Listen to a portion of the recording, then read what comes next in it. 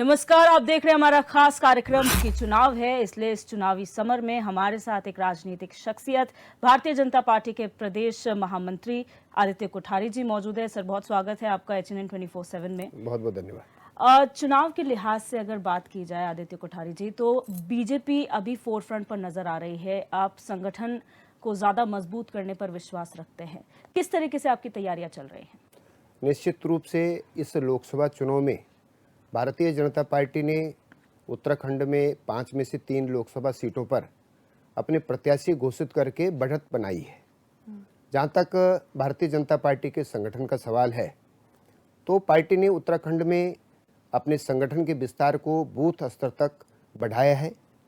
Booth में booth अध्यक्ष सहित 11 लोगों की कमेटी भारतीय जनता पार्टी के द्वारा गठित कर दी गई है और बूथ कमेटी के साथ ही मतदाता सूची में जो पन्ना एक बनता है, उस पन्ने पर एक प्रमुख, ऐसा 4 लाख के करीब पन्ना प्रमुखों की नियुक्ति भारतीय जनता पार्टी के द्वारा 1 वर्ष पहले कर दी गई है।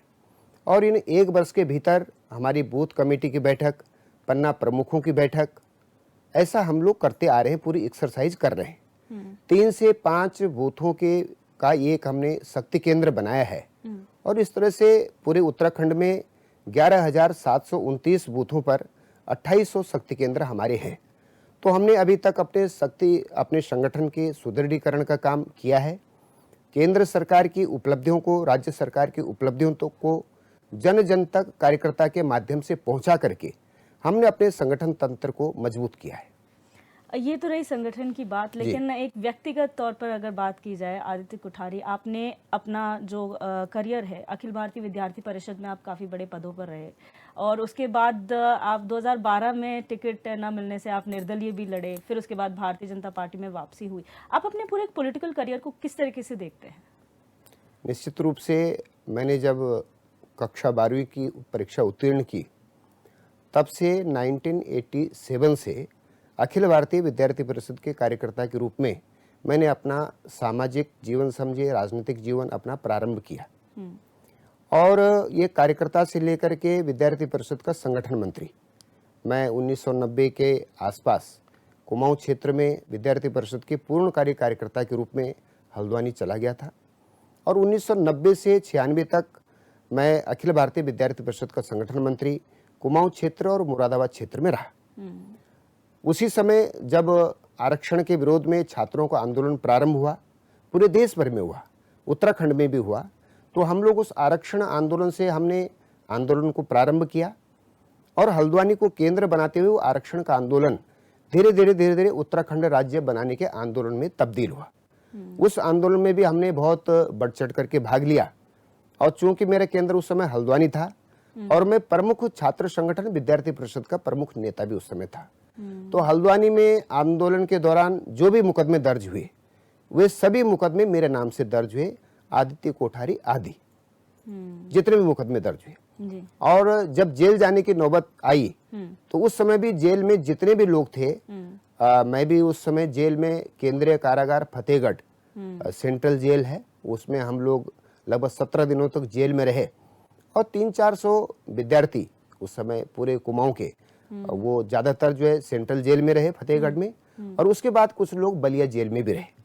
तो उत्तराखंड राज्य आंदोलन को भी हमने बड़ी प्रमुखता से लड़ा और वो पूरा आंदोलन उस समय छात्रों के कंधों पर था और हमने बड़ी मजबूती से उसको लड़ा। पूरे देश भर का स्वतः स्फूर्त वो आंदोलन रहा और उसने पूरे देश को, पूरी देश की सत्ता को इस बात के लिए तैयार किया कि उत्तराखंड राज्य बनना चाहिए। उसके बाद 1996 में मैं विद्यार्थी परिषद से संगठन मंत्री रूप से वापस आया और उसके बाद पुनः मैं भारतीय जनता पार्टी के संगठन मंत्री के रूप में कुमाऊं का संगठन मंत्री बना। हल्द्वानी मेरा केंद्र रहा और उसके बाद जब उत्तराखंड राज्य बन गया, तो यहाँ के जो पहले मुख्यमंत्री रहे माननीय नित्यानंद स्वामी जी, मैंने उनके सलाहकार के रूप में भी यहाँ पर काम किया और तब से भारतीय जनता पार्टी के विभिन्न पदों पर काम करते करते 2009 से 12 तक मैं उत्तराखंड बागवानी विकास परिषद में उपाध्यक्ष भी रहा और उसके बाद पार्टी के विभिन्न गतिविधियों पर, विभिन्न जिम्मेदारियों पर काम करते करते आज मुझे पार्टी के प्रदेश महामंत्री की जिम्मेदारी पार्टी ने सौंपी है और इस नाते मुझे पूरे प्रदेश भर में पार्टी के संगठन को विस्तार देने में जो मुझे पार्टी की सेवा करने का मौका मिल रहा है, इसके लिए मैं अपने केंद्रीय नेतृत्व का, प्रदेश के नेतृत्व का आभारी हूँ। बिल्कुल। आदित्य कोठारी जी, आपका जो पूरा करियर रहा है काफ़ी संघर्षशील रहा है, आपने काफ़ी संघर्ष किया, उसके बाद आप काफ़ी बड़े पदों पर रहे, क्योंकि आपने एबीवीपी से शुरुआत की, जो भारतीय जनता पार्टी का एक विंग है। फिर उसके बाद निर्दलीय जब आप गए, तो क्या आपका मन में नहीं आया कि कोई अन्य राजनीतिक दल, भारतीय जनता पार्टी ही क्यों? ये बिल्कुल सही प्रश्न आपने किया है। मैं जब विद्यार्थी परिषद से भी जुड़ा था, तो हमारे मन में भी ये बात थी कि राजनीतिक दल भी बहुत हैं और उस समय छात्र संगठन भी बहुत थे। ऑल इंडिया स्टूडेंट फेडरेशन भी उस समय था, कांग्रेस का भी उस समय संगठन था और भी लोकल स्तर पर भी संगठन चलते थे। लेकिन शुरुआती दौर में जब मैं 12वीं की कक्षा में था, तो उस समय मुझे कई संगठनों में जाने का मौका मिला। लेकिन विद्यार्थी परिषद में जो मुझे अलग चीज दिखी, विद्यार्थी परिषद एक राष्ट्र से जुड़ा हुआ, हमारा नारा था छात्र शक्ति राष्ट्र शक्ति। तो विद्यार्थी परिषद में जो ये राष्ट्र से जुड़ने की बात जो हमने सुनी, जो हमने वहाँ महसूस की, फिर हमने धीरे धीरे विद्यार्थी परिषद की गतिविधियों में, विद्यार्थी परिषद के कार्यक्रमों में जाना शुरू किया। और चूंकि विद्यार्थी परिषद राष्ट्र की बात करती है, राष्ट्र के निर्माण की बात करती है, राष्ट्र के पुनर्निर्माण की बात करती है, और भारतीय जनता पार्टी भी राष्ट्र के पुनर्निर्माण की बात करती है। प्रत्येक व्यक्ति को राष्ट्र प्रथम, व्यक्ति द्वितीय, इस भावना के साथ में काम करने के लिए प्रेरित करती है। तो मैं जब विद्यार्थी परिषद के बाद भारतीय जनता पार्टी की वर्किंग में भी आया, तो मैंने देखा कि यहाँ राष्ट्र प्रथम है, राष्ट्र के निर्माण की, राष्ट्र के लिए काम करने की भावना प्रथम है। तो ये हमारे लिए एक बहुत बड़े सौभाग्य की बात थी। इसीलिए ये बात रही कि 2012 में जब वहाँ पर हमारी पसंद के कैंडिडेट को टिकट नहीं मिला, मैंने उसमें नामांकन भी किया, और नामांकन करने के बाद हमारे केंद्रीय नेताओं के साथ में हमारी बातचीत हुई और मैं उनसे सहमत हुआ, तो मैंने विड्रॉ करने का प्रयास किया। लेकिन जब तक मैं नामांकन विड्रॉ करने के लिए गया, तब तक समय निकल चुका था, मैं नाम वापसी नहीं कर पाया। लेकिन मैं चुनाव विधिवत रूप से लड़ा नहीं हूँ, और तब से भी मैंने पूरी तरह से अपने जो विचारधारा के संगठन थे, संघ के और संगठन थे, उनमें लगातार मैं काम करता रहा। विद्यार्थी परिषद में भी मैंने काम किया, विद्या भारती के लिए मैं लगातार काम करता रहा, और भारतीय जनता पार्टी के लिए लगातार काम करता रहा। तो हम बचपन से ही समझो आप, क्योंकि 12वीं जब व्यक्ति करता है तो उस समय उम्र रहती है 16-17 की, तब से लेकर के हमने जिस संगठन में हमने अपनी शुरुआत की, और हालांकि उस समय हम वैचारिक रूप से भी इतने सशक्त नहीं थे, इतने मजबूत नहीं थे, लेकिन हमको ये बात तो जरूर एहसास होती थी कि यह जो संगठन है ये राष्ट्र के लिए चिंतन करता है, देश के लिए चिंतन करता है, तो हमको इसमें अपने को समर्पित करना चाहिए। ये बात हमारे पास विद्यार्थी परिषद के समय में थी। भारतीय जनता पार्टी में काम करते करते निश्चित रूप से ये बात भी आती है कि कई बार अपने मन के हिसाब से निर्णय नहीं होते, कई बार होते भी हैं। तो जब अपने मन के हिसाब से निर्णय नहीं होते हैं, तो उस समय मन व्यथित भी होता है, मानवीय स्वभाव है, और लोगों को भी होता है, हमारे भी होता है। तो उस समय भी जब हमने बहुत चिंतन किया, बहुत मनन किया, तो फिर हम किसी दूसरे दल में जाने की भावना हमारे मन में आई नहीं। पुनः हमने भारतीय जनता पार्टी में एक हल्के से ठहराव के बाद फिर हमने भारतीय जनता पार्टी में काम करना प्रारंभ किया, और निश्चित रूप से हमने पूरे समर्पित होकर के काम, बहुत सारे लोग करते हैं, लेकिन हमने अपने खून पसीने को बहा करके पार्टी के लिए काम किया। और आज भी मैं जब काम करता हूं, तो जो मुझे जिम्मेदारी सौंपी जाती है, तो कई बार तो ये स्थिति रहती है कि हम दिन में भोजन किया है कि नहीं किया है यह भी याद नहीं रहता है, काम पे लगे रहते हैं। तो अभी भी हम लोग काम के प्रति समर्पित हैं, और इसीलिए जब ऐसे कार्यकर्ता पार्टी के लिए काम करते हैं, संगठन के लिए काम करते हैं, तो कार्यकर्ताओं की ही मेहनत के बदौलत आज भारतीय जनता पार्टी विश्व की सबसे बड़ी राजनीतिक पार्टी बनी है। बिल्कुल। आपने अपने वक्तव्य में अभी कहा कि एक ठहराव के बाद कई चीज़ें आपके मन की नहीं होती है, लेकिन एक ठहराव के बाद फिर आप कोशिश करते हैं उसी पे काम किया जाए। यही वजह थी कि जब आपने घर वापसी की थी, तो आपके लिए एक शब्द इस्तेमाल किया गया था, अच्छे संगठनकर्ता का आप में हुनर है, जिसकी वजह से पार्टी ने न सिर्फ आपकी घर वापसी की, बल्कि आपको महामंत्री, प्रदेश महामंत्री का बड़ा पद दिया। तो किस तरीके से आप देखते हैं, क्योंकि छात्र शक्ति राष्ट्र की शक्ति है, युवा शक्ति की हम बात करते हैं और आज के मुख्यमंत्री युवा हैं, हमारा प्रदेश युवा है, किस तरह से देखते हैं इसको? निश्चित रूप से जब हमने विद्यार्थी परिषद के संगठन मंत्री के रूप में, कार्यकर्ता के रूप में काम किया था, उस समय कार्यकर्ताओं की संख्या बहुत कम थी। और जब हम एक विद्यार्थी को अपने संगठन से जोड़ने का प्रयास करते थे तो कभी कभी बहुत सारे लोग हमारा उपहास उड़ाते थे, बैठने का भी स्थान नहीं देते थे। और जब मैं संगठन मंत्री के रूप में कुमाऊं में गया तो एक संगठन मंत्री के रूप में काम करने का, एक प्रचारक के रूप में काम करने का एक अनुभव ही अलग होता है। और उस समय हमारे पास एक व्यवस्था ये रहती है कि हमने कार्यकर्ताओं के घर में भोजन करके अपना जीवन यापन करना है। रहने के लिए तो कार्यालय में व्यवस्था रहती थी, लेकिन खाने की व्यवस्था उस समय संसाधन बहुत कम थे, तो हम कार्यकर्ताओं के घर में ही जाकर के भोजन करते थे। और कई बार परिस्थिति ये बनती थी कि हम उस समय नए नए थे, संकोच रहता था, तो कार्यकर्ता को ये नहीं कह पाते थे कि मैंने भोजन नहीं किया है। तो कई दिन हमने ऐसे भी गुजारे जब हम भोजन नहीं कर पाते थे, 2-2 टाइम तक भी हमने भोजन नहीं किया था।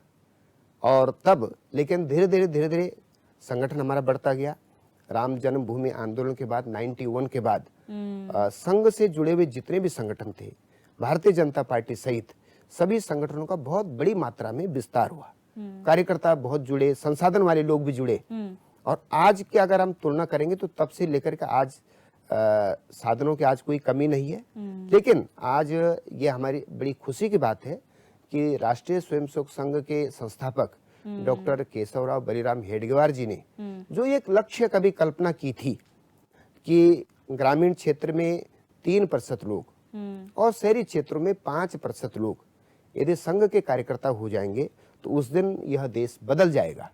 तो आज हम उस लक्ष्य से बहुत आगे बढ़ चुके हैं। आज मैं समझता हूं कि ग्रामीण क्षेत्र की अगर हम बात करेंगे तो गांव-गांव में लोग भारत माता की जय बोलने वाले लोग हैं।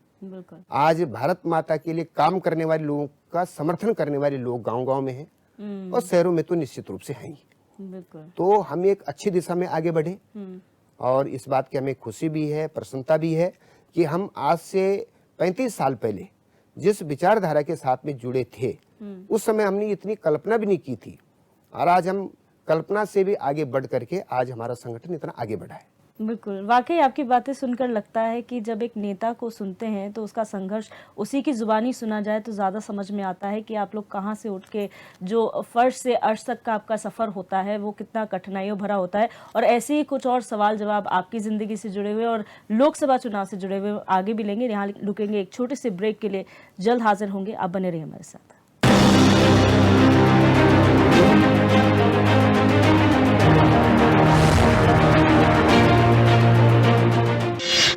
आपका पसंदीदा न्यूज चैनल HNN 24/7 अब टाटा प्ले के चैनल नंबर 1141 पर भी उपलब्ध है।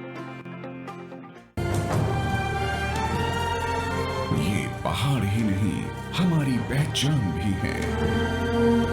HNN 24/7 जुनून सच दिखाने का। हमारी सभ्यता ही हमारी विरासत है। HNN 24/7 जुनून सच दिखाने का।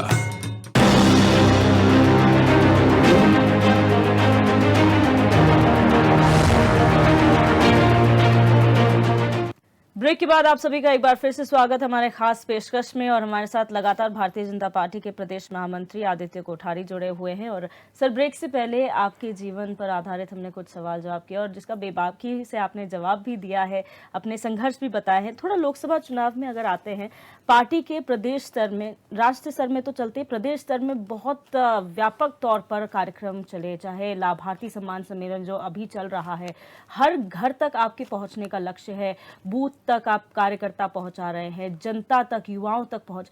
इसके पीछे की सोच क्या है कि जनता से जुड़ेंगे तो क्या होगा, इसका उद्देश्य किस तरह से समझ में आता है? भारतीय जनता पार्टी का जो संगठन है उसका संगठन एक बहुआयामी है और हमने अपने संगठन को सर्वस्पर्शी और सर्वव्यापी बनाया है।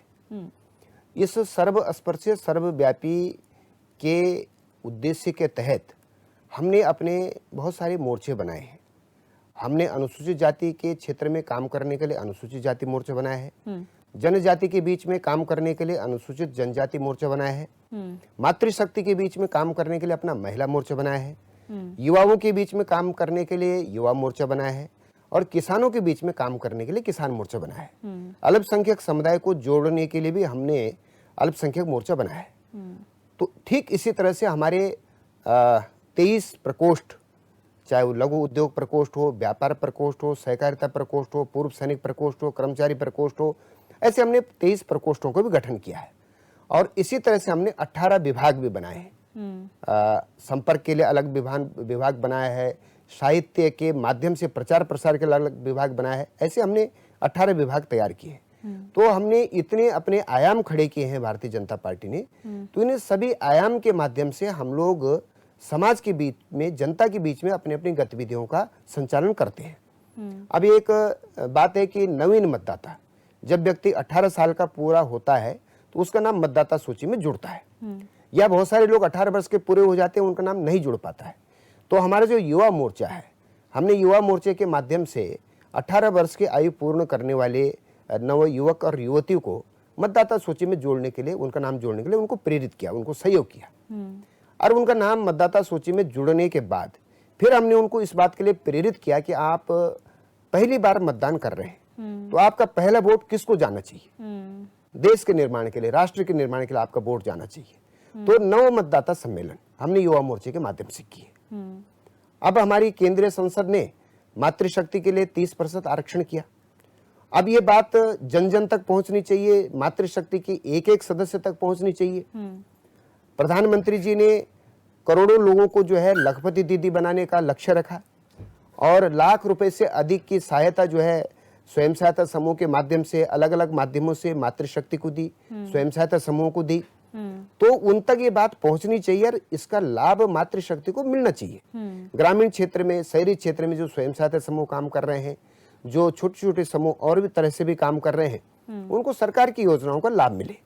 हमारी उत्तराखंड सरकार ने, आदरणीय पुष्कर सिंह धामी जी ने सहकारिता के माध्यम से स्वयं सहायता समूह को बिना ब्याज का लोन दिया, 5 लाख रुपए तक का, कि वो अपने डेयरी उद्योग कर सके, बुटीक का काम कर सके, अन्य प्रकार के काम धाम कर सके। इनका लाभ उनको नीचे तक मिल रहा है कि नहीं मिल रहा है, इसका काम महिला मोर्चे के माध्यम से हम लोगों ने इसको विस्तार दिया। ठीक इसी तरह से अल्पसंख्यक मोर्चे ने, हमारा केंद्र सरकार की जितनी भी योजनाएं हैं, वो योजना कोई भी ऐसी नहीं है जो धर्म, पंथ, संप्रदाय के आधार पर कोई भेद करती हो। चाहे वो किसान सम्मान निधि हो, चाहे वो प्रधानमंत्री आवास योजना हो, चाहे उज्ज्वला गैस कनेक्शन की हो, प्रत्येक योजना सर्व समाज को जो है के लिए है। तो हमने अल्पसंख्यक समुदाय को ये समझाया कि आपके लिए मोदी जी समान रूप से काम कर रहे हैं। जितना ये एक अन्य धर्म संप्रदाय के लिए करें, उतने आपके लिए भी कर रहे हैं। आवास भी आपको उतना ही मिल रहा है, उज्ज्वला योजना भी आपको मिल रही है। तो ये सभी लाभ जब आपको मिल रहे हैं, तो आप मोदी जी से दूर क्यों हैं? आपको जुड़ना चाहिए, भारतीय जनता पार्टी से जुड़ना चाहिए। तो हमने ऐसे एक मोदी मित्र योजना चलाई कि मोदी जी के समर्थक कितने लोग हैं जो रेहड़ी लगाते हैं, रेहड़ी लगाने के लिए उनको सरकार से मदद मिली है। जो उन्होंने अपना काम धंधा किया है, जैसे विश्वकर्मा योजना है, विश्वकर्मा योजना के माध्यम से हम एक एक कारीगर को, काम करने वाले व्यक्ति को 15,000 रुपए तक की सहायता दे रहे हैं। उसको हम प्रशिक्षण दे रहे हैं, प्रशिक्षण देने का 500 रुपए प्रतिदिन जो है उसको मानदेय भी दे रहे हैं साथ साथ में, ताकि वो अपना काम धंधा कर सके।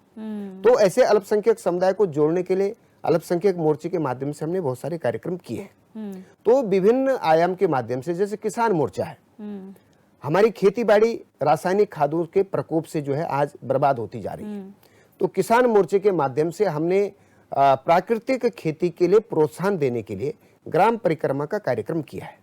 किसान मोर्चे के कार्यक्रम के कार्यकर्ता हमारे सभी पार्टी कार्यकर्ताओं के साथ में गांव-गांव जा रहे हैं, किसानों की बैठकें कर रहे हैं, उनको प्रेरित कर रहे हैं। और केंद्र सरकार ने जो जैविक उत्पादन के लिए, प्राकृतिक खेती करने के लिए जो सहायता राशि दे रही है, जो खाद दे रही है, जो अन्य प्रकार की सुविधाएं दे रही है, कृषि यंत्र दे रहे हैं, उन सब के लिए अवेयरनेस बढ़ाने के लिए, जन जागरूकता बढ़ाने के लिए ग्राम परिक्रमा का कार्यक्रम किसान मोर्चे के माध्यम से कर रहे हैं। बिल्कुल। अब आदित्य कोठारी जी, हम विपक्ष की भी बात कर लेते हैं, क्योंकि भारतीय जनता पार्टी कहती है कि विपक्ष कहीं नहीं है, ज़ीरो है और फेल साबित हो गए हैं।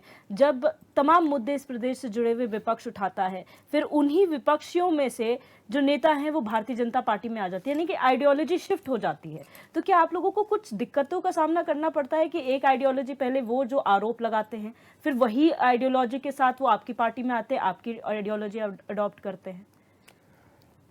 मैं तो समझता हूं कि कांग्रेस की कोई आइडियोलॉजी नहीं है। हम्म, और अन्य दलों की अगर हम बात करें तो उत्तराखंड क्रांति दल की मैं अगर बात करूं, जिसने ये दम्भ भरते हैं कि साहब हमने राज्य के लिए हमने संघर्ष किया है, तो उत्तराखंड क्रांति दल का उद्देश्य था कि उत्तराखंड राज्य बनाना। निश्चित रूप से उत्तराखंड राज्य आदरणीय अटल बिहारी वाजपेयी जी, आदरणीय लालकृष्ण आडवाणी जी की देन है कि प्रधानमंत्री जब अटल जी बने, गृह मंत्री जब आडवाणी जी बने, तो उन्होंने अपने वायदे के मुताबिक उत्तराखंड राज्य बना दिया। तो मेरी जानकारी में आया, मेरे सुनने में आया कि जो इंद्रमणि बडोनी जी हैं, जिन्होंने उत्तराखंड राज्य के आंदोलन की शुरुआत की थी, इस बात की चर्चा प्रारंभ की थी, तो राज्य बनने के बाद उन्होंने भी इस बात को कहा था कि हमको अब उत्तराखंड क्रांति दल को समाप्त करके समाज के काम में लग जाना चाहिए। जैसे देश की स्वतंत्रता के टाइम पर जब देश स्वतंत्र हो गया 1947 में, तो परम पूज्य महात्मा गांधी जी ने भी नेहरू जी से कहा था कि हमारा लक्ष्य पूर्ण हो चुका, अब हमें कांग्रेस को डिसॉल्व कर देना चाहिए, अब हमें समाज के काम में लग जाना चाहिए। लेकिन नेहरू जी के अंदर राजनीतिक महत्वाकांक्षा थी, उन्होंने कांग्रेस को भंग नहीं किया और चुनाव में चले गए, लगातार कई वर्षों तक देश के प्रधानमंत्री रहे। ठीक इसी तरह से उत्तराखंड क्रांति दल भी, तो जो उनका लक्ष्य था वो पूरा हो चुका है। लक्ष्य के बाद तो राज्य बनने के बाद उनके अंदर केवल राजनीतिक महत्वाकांक्षा बची रही। जहां तक कांग्रेस की लिए मैंने पहले भी कहा है कि कोई आज उनके न तो कोई विचारधारा है और न कोई किसी प्रकार का कोई लक्ष्य उनके पास नहीं है, केवल एक ही लक्ष्य है, किसी तरह से सत्ता प्राप्त करना। तो आज भारतीय जनता पार्टी का व्याप जब बढ़ा है, भारतीय जनता पार्टी का प्रभाव बढ़ा है और भारतीय जनता पार्टी के आइडियोलॉजी को, भारतीय जनता पार्टी के काम को जनता ने स्वीकार किया है, तो अब जो कांग्रेस में काम कर रहे हैं वो लोग छटपटा रहे हैं, क्योंकि उनका भविष्य, उनको लगता है कि अब अंधकारमय है। तो उनको लगता है कि हमारा भविष्य कहाँ सुरक्षित हो सकता है, भारतीय जनता पार्टी में सुरक्षित हो सकता है। और निश्चित रूप से मैं इस बात को थोड़ा हटके भी कहना चाहता हूं कि कई दलों में कुछ योग्य लोग भी हैं और देश के लिए काम करने वाले लोग भी हैं। तो ऐसे लोग भी हैं जो अन्य दलों में है और वो भारतीय जनता पार्टी में आना चाहते हैं। और हमने भारतीय जनता पार्टी में भी अभी 15 नवंबर से हमारा पार्टी में ज्वाइनिंग का काम प्रारंभ हुआ था और 10,000 से अधिक कांग्रेस के, आम आदमी पार्टी के, उत्तराखंड क्रांति दल के नेताओं ने और कार्यकर्ताओं ने भारतीय जनता पार्टी ज्वाइन की है, जिसमें 2 विधायक, 2 में से 1 कैबिनेट मंत्री रहे हैं, उन्होंने भारतीय जनता पार्टी ज्वाइन की है। और अभी भी हमारे पास, मैं प्रदेश की ज्वाइनिंग कमेटी में भी हूं, तो अभी भी हमारे पास हजारों की संख्या में आवेदन पत्र हैं, जो जिला पंचायत के अध्यक्ष रहे हैं, कुछ विधायक रहे हैं पूर्व में और कुछ कांग्रेस पार्टी के बड़े नेता हैं। और हमारे प्रदेश नेतृत्व के संपर्क में भी कुछ सिटिंग एमएलएज भी हैं, कुछ बड़े नेता भी हैं जो चाहते हैं कि हम भारतीय जनता पार्टी में आए, लेकिन हम उनको गुणदोष के आधार पर परखेंगे और ये विचार करेंगे कि उत्तराखंड के हित में क्या है, उसके आधार पर हम उनके संबंध में निर्णय करेंगे। लेकिन निश्चित रूप से कांग्रेस आज खाली हो चुकी है और मैं जो देख रहा हूं, जो चर्चा आ रही है कि कांग्रेस पार्टी के पास आज 5 लोकसभा चुनाव में 5 प्रत्याशी तक उनको नहीं मिल पा रहे हैं। जिससे भी वो चर्चा कर रहे हैं, जिससे भी बातचीत कर रहे हैं कि तुम लड़ो, वही मना कर दे रहा है। और आज मैं सुन रहा था कि अब वो लोग ये विचार बना रहे हैं, ये मन बना रहे हैं कि भाई अब तो जिसको निर्देश होगा ऊपर से उसको लड़ना पड़ेगा। तो यानी एक निराशा से भरे हुए, एक अंधकार में भविष्य को लेकर के कांग्रेस पार्टी के नेता और उनके जो कर्ता धर्ता हैं वो चल रहे हैं। तो आज जो लोकसभा चुनाव जिस हिसाब से आगे आने वाला है, जो संघर्ष की बात की जा रही है, तो उसमें भारतीय जनता पार्टी भारी बहुमत से, यानी यह भी हम कह सकते हैं कि एक तरफा चुनाव ये रहेगा। जब कांग्रेस के पास प्रत्याशी नहीं मिल रहे, तो जब प्रत्याशी नहीं है तो फिर जनता भी वोट किसको देगी। और अगर इन्होंने चुनाव लड़वाए भी 5 सीट पर किसी न किसी को मार पकड़ करके, तो जो बेमन से चुनाव लड़ेगा उसको जनता भी क्या समर्थन करेगी। कोठारी जी, जब भी हम चुनाव की बात करते हैं, जो एक महत्वपूर्ण चीज होती है वो होता है आपका घोषणा पत्र किसी भी पार्टी का, कि आप क्या घोषणाएं करेंगे, क्या वायदे करेंगे जनता से आने वाले समय में। और भारतीय जनता पार्टी ने स्पष्ट किया है कि लोगों के जो सुझाव आएंगे, लोगों के बीच से निकले हुए सुझावों से ही घोषणा पत्र तैयार किया जाएगा। आखिर किस तरीके के सुझाव आप लोगों को मिल रहे हैं और क्या इस बार घोषणा पत्र में देखने को मिलेगा? निश्चित रूप से भारतीय जनता पार्टी अपना जो घोषणा पत्र तैयार करेगी वो जनता के सुझाव से करेगी, सामाजिक कार्यकर्ताओं के सुझाव से करेगी, विशेषज्ञों के सुझाव से करेगी। हमने विभिन्न माध्यमों से जनता से सुझाव लेने का अभियान प्रारंभ किया है। 15 मार्च तक हमारा ये अभियान चलेगा। हमने नमो ऐप के माध्यम से भी हम जन जन से सुझाव प्राप्त कर रहे हैं। सरल ऐप के माध्यम से भी हम सुझाव आमंत्रित कर रहे हैं। पत्रों के माध्यम से भी हम सुझाव आमंत्रित कर रहे हैं। और इसी के साथ में हमारी वैन चल रही हैं। एक लोकसभा में हमारी 6 वैन चलेंगी, हमने प्रारंभ कर दी हैं। और वो वैन जो है स्थान स्थान पर जा करके, और छोटे छोटे ग्रामीण कस्बे होते हैं उनमें रुक रुक करके वो सरकार की उपलब्धियों का प्रचार भी करेंगे और जनता के माध्यम से, उसके माध्यम से सुझाव भी उन वैन पर एकत्र होंगे। और 15 तारीख तक हमारा ये अभियान चलेगा। उसके बाद हम सभी सुझावों का संकलन करेंगे, उनको स्क्रीनिंग करेंगे और जो उत्तराखंड के हित में होंगे, देश के हित में होंगे, उनके आधार पर हमारा भारतीय जनता पार्टी का चुनावी घोषणा पत्र तैयार होगा। अंत में लोकसभा चुनाव को लेकर क्या संदेश देना चाहेंगे, चाहे वो भारतीय जनता पार्टी को हो या फिर जो ऑपोजिशन है, विपक्ष को, क्या संदेश देना चाहेंगे? निश्चित रूप से मैं उत्तराखंड की जनता से ये अपील करना चाहता हूँ और ये संदेश देना चाहता हूँ कि हम लोगों का ये सौभाग्य है कि हमको श्री नरेंद्र मोदी जैसा नेतृत्व मिला है, जो केवल भारत के प्रधानमंत्री तो हैं, लेकिन इस समय पूरे विश्व के सर्वाधिक शक्तिशाली, सर्वाधिक लोकप्रिय नेता हैं। और आज जो देश हमारे राष्ट्राध्यक्षों को मिलने तक का समय नहीं देते थे, आज वो मोदी जी की प्रतीक्षा में बिल्कुल पलक पावड़े बिछाए उनका इंतजार करते हैं। और विश्व के बहुत सारे शक्तिशाली देश, जो मुस्लिम देश भी हैं, उनके राष्ट्राध्यक्ष भी मोदी जी से अपनी दोस्ती को अपना गौरव समझते हैं। तो इतना बड़ा नेतृत्व हमको मिला है भारतीय जनता पार्टी के नेता के रूप में, नरेंद्र मोदी जी के रूप में। तो इस समय ये हम सब लोग अपने को सौभाग्यशाली हमको मानना चाहिए। हम लोग मानते भी अपने को कि हम मोदी जी के युग में हमारा जन्म हुआ है, हमको वोट देने का एक समय मिला है और एक सरकार चुनने का समय मिला है। तो बहुत बड़ी मात्रा में मोदी जी के सामने मैं समझता हूँ कि वो एक ईश्वरीय शक्ति है और उन्होंने बहुत देश के लिए जो एक दिशा तय की है। आने वाले समय में भारत विश्व का सर्वाधिक शक्तिशाली देश बनने वाला है और मोदी जी ने जो लक्ष्य रखा है 2047 तक भारत को विकसित राष्ट्र बनाने का, मैं समझता हूं कि इसमें हमको, इस यज्ञ में जो ये महायज्ञ चल रहा है, इसमें हमको निश्चित रूप से अपनी आहुति देनी चाहिए। और मोदी जी के हाथों को मजबूत करने के लिए एक वोट के माध्यम से ही हमारे पास यही उनको समर्थन देने का एक माध्यम है कि हम एक वोट के माध्यम से मोदी जी के हाथों को मजबूत करें और विकसित भारत के संकल्प को हम पूरा करेंगे और भारत विश्व गुरु बने, भारत पूरे विश्व का नेतृत्व करे।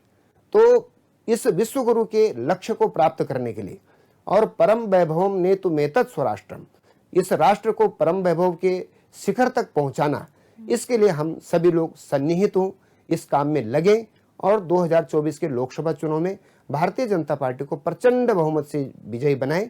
यही मैं संदेश भी देना चाहता हूँ, ये अपील भी करना चाहता हूँ। बिल्कुल, बहुत शुक्रिया आदित्य कोठारी जी हमारे साथ जुड़ने के लिए, हमें समय देने के लिए और इतनी बेबाकी से सभी सवालों का जवाब देने के लिए। और जिस तरह से लोकसभा चुनाव नज़दीक है, ऐसे में तमाम जो बातें कही गई हैं उसको ध्यान में रखते हुए जनता से भी अपील की जा रही है और हम भी यही अपील करेंगे, क्योंकि एक महापर्व कहा जाता है इलेक्शंस को, तो उसमें सभी अपनी भागीदारी दें और सभी राजनीतिक दल अपनी तैयारी कर रहे हैं। अब देखना ये होगा कि आने वाले वक्त में इन चुनाव के क्या नतीजे होंगे, किस तरीके से ये अलग अलग रंग हमें चुनाव के देखने को मिलते हैं। बहरहाल इस खास पेशकश में मेरे साथ बस इतना ही। आप देखते रहिए HNN 24/7, जुनून सच दिखाने का।